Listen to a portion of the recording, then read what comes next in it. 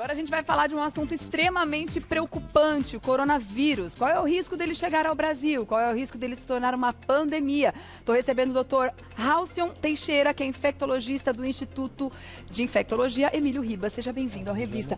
Você tá bem? Tudo bem, você? Tudo bem, como tudo tá? jóia, Tá tudo bem. jóia. Acho que não tem uma pessoa no mundo que não esteja preocupado com essa... Não. Com, que é a com pauta esse do novo momento, vírus, né? é a pauta do momento, afinal de contas, todos os dias quando a gente acorda, a gente atualiza os números de infectados e mortos e ele não para de crescer. É. E tudo que é novo assusta, né? Espanta, como foi em 2009, né? No H1N1 também, né? Houve dessa mesma maneira. E o que está chamando a atenção agora é que foi dia 31 de dezembro o relato do primeiro caso e até agora essa quantidade de mais de 100 óbitos, tudo isso, e a China se movimentando, construindo um hospital novo para tentar aí fazer um bloqueio, um atendimento dos casos que tem crescido exponencialmente. Sim. Então, é um vírus respiratório, é um vírus que pode sim chamar muita atenção. A outra coisa também que a gente vê é sempre os profissionais lá da China atendendo com uma paramentação extremamente grande, todo mundo de máscaras, das pessoas, né? Um bloqueio da cidade aí da região mais afetada, que é Wuhan. Então isso tudo tem causado aí esse temor se o vírus vai chegar ou não e como seria fora da China. Mas tudo isso que está acontecendo nessa cidade, toda essa paramentação, isso tudo é justificável pelo nível de contágio que esse vírus apresenta. Ele é altamente contagioso. Ou não? O contágio ainda não é assim, de todas as doenças, por exemplo, ele é bem menos que sarampo, ele é talvez menos que o H1N1, ainda está se definindo algumas coisas em relação a isso. Ainda estão Como estudando sabe, o comportamento dele. Ele foi achado dia 31 de dezembro. Tá. Não se sabe direito qual foi o animal que conseguiu transmitir para nós, porque sabe que foi um vírus que veio através de algum animal. Então, se você especula que cobra, talvez peixe? cobra, peixe, morcego, está numa dúvida aí do que é, porque os primeiros casos foram relatados naquele mercado de animais, onde há um contato muito próximo. Diferente do que acontece aqui, lá há um contato muito próximo nessas feiras em região aos animais. E um vírus que se transmita aí através dos animais e que tem a capacidade de nos infectar, pode ter essas dificuldades da gente entender e da gente fazer um bloqueio. No momento não há vacina, não há um tratamento específico, então é importante que todo esse alerta seja feito realmente, mas que por enquanto aqui as pessoas se acalmem, não há nenhum caso confirmado no Brasil. Tá. Né? Os dados vão acontecendo, já houve aí alguns casos suspeitos no Brasil. Nesse momento tem um caso internado em Minas Gerais, que está sendo investigado. Esse ainda não está descartado. Esse ainda não está totalmente descartado, foi ontem à noite o Tá. alerta, né? Nós já tivemos aqui 2 em São Paulo também, suspeitos que nós descartamos, né, na última semana. Então, assim, tudo está sendo construído. Tá.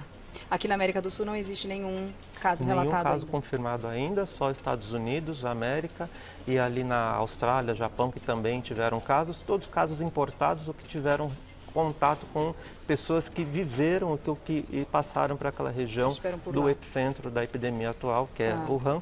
Né? Então, assim, neste momento aqui no Brasil, a gente não tem, está tendo uma discussão aí do controle, um pouco de portos e aeroportos, de como as pessoas podem se avisar se elas estiverem com sintomas respiratórios, né? Mas ainda tudo isso sendo construído e sendo feito aí os planos de contingência de todos os hospitais para que possam aí receber casos suspeitos. Tá.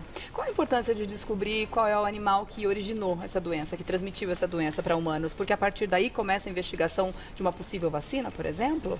A criação de anticorpos? Não só para isso, mas também para ver a dinâmica do vírus. Porque, assim, para entender a mutação que ele teve, né, que tipo de mutação que ocorreu, porque nós conseguimos, às vezes, contaminar alguns animais e os animais conseguem nos contaminar. Quando tem esses cruzamentos entre espécies, os vírus podem vir mais agressivos, porque ele sai daquela espécie que ela está acostumada a contaminar e consegue passar para outra.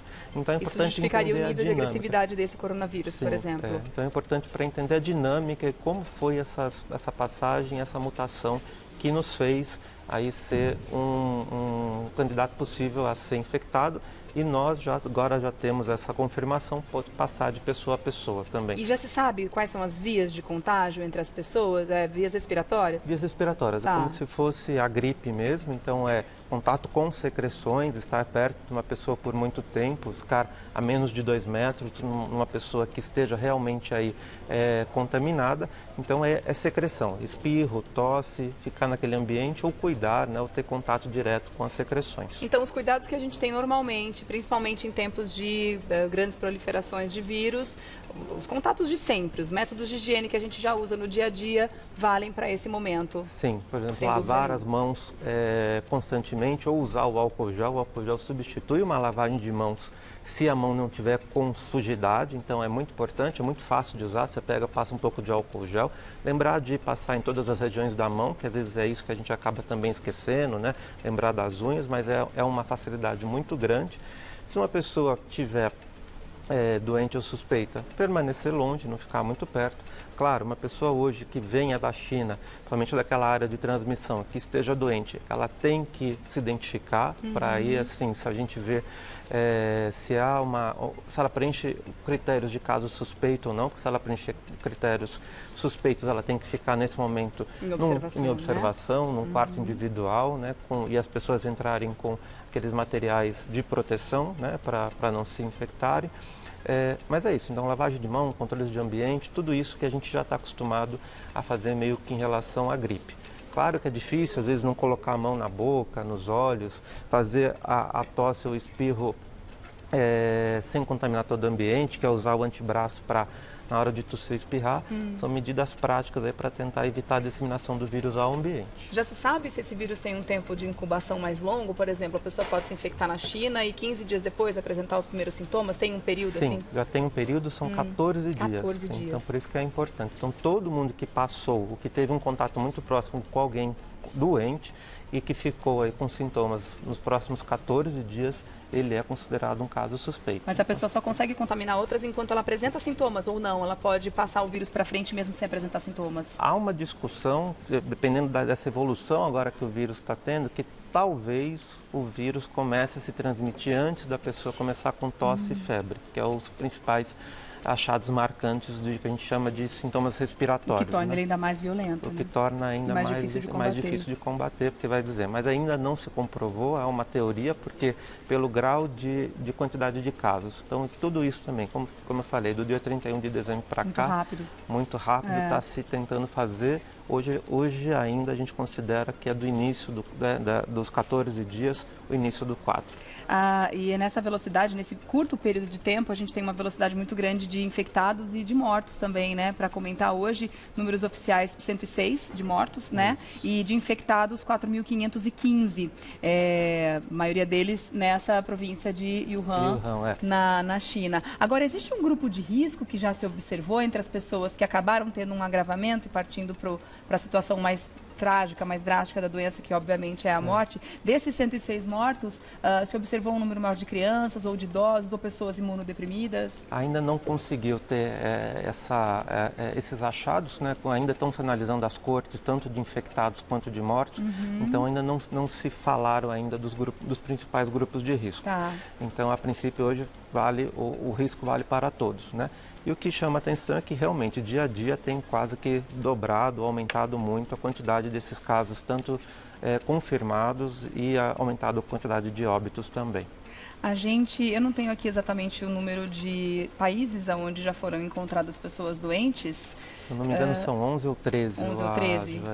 Já dá para considerar isso uma pandemia com esse número de países, com a presença da doença? O que aconteceu ontem? A OMS, a Organização Mundial da Saúde, aumentou o risco, né, para um risco alto, tá? E ainda só não decretou a emergência mundial, porque o que acontece? Ainda os casos que a gente vê estão sendo casos de pessoas de transmissão que passaram pelaquela região onde está havendo a epidemia. Quando isso começar a ocorrer, se começar a ocorrer em países ou em lugares que até hoje não foram descritas, pessoas que passaram, que tiveram um contato próximo, ou seja, uma transmissão sustentada nos outros países que já tiveram casos, aí isso se tornaria ainda mais importante, aí seria declarado uma emergência mundial. Então, sim, de anteontem para ontem já houve essas novidades. Hoje, provavelmente, talvez se aumente o critério para toda a China, porque a China também está aumentando o número de casos em toda ela, então é provável, talvez, que se mude para toda pessoa que venha da China com sintomas respiratórios seja um suspeito. o que também vai aumentar os casos aí, talvez, de indivíduos que viajaram para lá e que chegam aqui com algum sintoma respiratório, que nos procuram. Então, talvez os casos suspeitos em todo o mundo aumente, mas a gente também precisa tentar manter a calma e ver como é que foi 2009. Né? 2009 a gente teve essa grande epidemia também e os planos de contingência funcionaram e a gente conseguiu trabalhar bem. Então esse é um vírus que ele veio para ficar, como outros de H1N1, que acaba sofrendo aquelas mutações, H3N2, etc. E aí a gente vai controlando sempre que a sazonalidade dele acontece. A princípio, sim, acho que é um vírus que veio para ficar. E a partir daí, o que a gente tem hoje de novidades é uma facilidade maior, às vezes, de fazer vacina. Então, já se fala aí que em 1 ano a 2 anos você tem uma vacina pronta para uso em humanos, o que é uma boa. E também que a gente consiga entender um pouco, então, a disseminação, tudo isso que está faltando, algumas lacunas, até para a gente ver como a gente vai agir em relação a isso. Vamos falar dos sintomas, então? Você falou principalmente tosse, febre, os sintomas respiratórios. Eu recebi hoje de manhã um vídeo, aí que tá, né? A gente tem que entender até que ponto as notícias são verdadeiras, que tem muita gente, infelizmente, mal intencionada, querendo causar justamente esse pânico nas pessoas, deturpando imagens, essas coisas. Eu recebi um vídeo hoje cedo das pessoas simplesmente caindo no meio da rua na China, as pessoas usando máscara, do nada as pessoas caem. Até que ponto a gente pode considerar essa doença ou esse vídeo verdade? Isso está de fato acontecendo por lá? A princípio não, a gente não sabe disso, né? O que a gente vê, assim, são sintomas respiratórios, então são pessoas que passam a ter febre, tosse, dor no corpo, dor de garganta, então é isso que é considerado aí o caso suspeito, né? E o que a gente vê lá é muito daqueles profissionais da saúde com toda aquela uma paramentação extremamente elevada, com capa contra capa, tudo óculos, máscara, mas é uma outra realidade. Eles estão num epicentro de epidemia, com hospitais todos cheios de casos, então assim, eles estão fazendo uma prevenção máxima lá. A princípio, aquela prevenção ela não serve para as outras realidades, com menos casos ou com lugares mais controlados. Então também a gente tem que entender lá. Há vídeos circulando de Uber, também usando capa, tudo isso. Então assim, acho que é importante que as pessoas mantenham um pouco a calma. Caso tenha um caso suspeito, procurem um serviço médico, isso é importante, mas que ainda a gente não tem ainda nenhum caso confirmado aqui no Brasil, nem na América. Tá, já vou até deixar aqui o serviço, tá? O telefone para dúvidas, inclusive você querendo fazer qualquer pergunta ou relatar qualquer situação, o Centro Epidemiológico de São Paulo é o 3066-8751.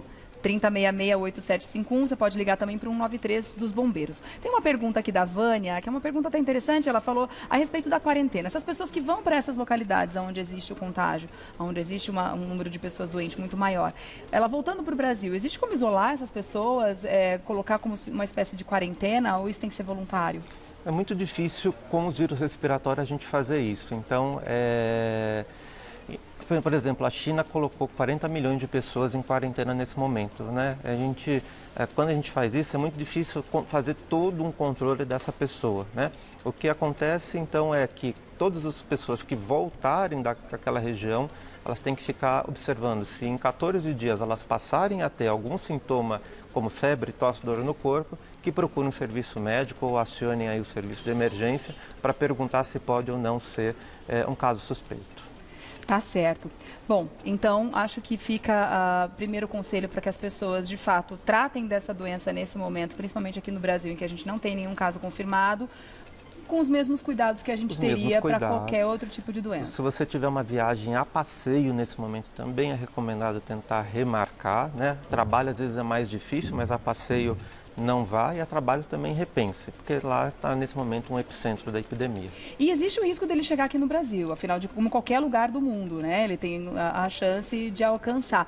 Eu fiquei especialmente preocupada com esse período do carnaval, em que a gente tem uma circulação de turistas muito grande e uma aglomeração de pessoas muito grande também. Porque hoje a gente não tem voos diretos da China para cá, a gente tem voos com escalas, né? Tem 2 voos que chegam aqui ao Brasil, se não me engano, terça e quinta. Há uma circulação realmente de pessoas. Mas assim, e hoje mundialmente essa circulação por causa dos aviões, né? Os aviões serviram aí para reduzir as distâncias e fazer com que a gente chegue nos lugares mais rápidos, mas realmente você pode sair de um lugar bem e começar a ter sintoma no outro, que foi meio que está acontecendo nesses outros países.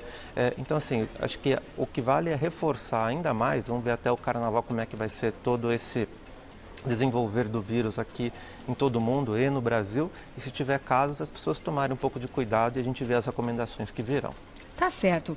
Bom, a gente teria um outro assunto para tratar também hoje, mas eu vou deixar para uma próxima oportunidade. Claro. Fica aberto o convite também para que você volte para a gente conversar sobre o vírus da herpes, que também é um vírus que é impressionante como atinge um número gigantesco de pessoas, algumas com sintomas, outras sem, mas vamos deixar para uma próxima conversa, porque realmente o coronavírus nesse momento está causando uma preocupação muito grande. É importante que a gente esclareça a população, né, doutor? Com certeza, e não cause o pânico que as pessoas às vezes estão pensando que vai ser. Vamos mais devagar. Vamos se acalmar, né? Com certeza, acalmar o coração, e que a gente já tem bastante motivo para se estressar. Vamos deixar isso por enquanto com as autoridades competentes, tá? Doutor desculpa. Doutor Halcyon Teixeira, infectologista do Instituto de Infectologia Emílio Ribas. Vou deixar mais uma vez o telefone para qualquer situação que você quiser, dúvidas ou para relatar uma situação também de alguém que você tenha uma desconfiança de sintomas ou para você mesmo, 3066-8751 ou o telefone dos bombeiros, que é o 193. Obrigada mais uma vez pela presença aqui, doutor. Até a próxima, viu? Mais do que aberto o convite para você voltar. Até, obrigada.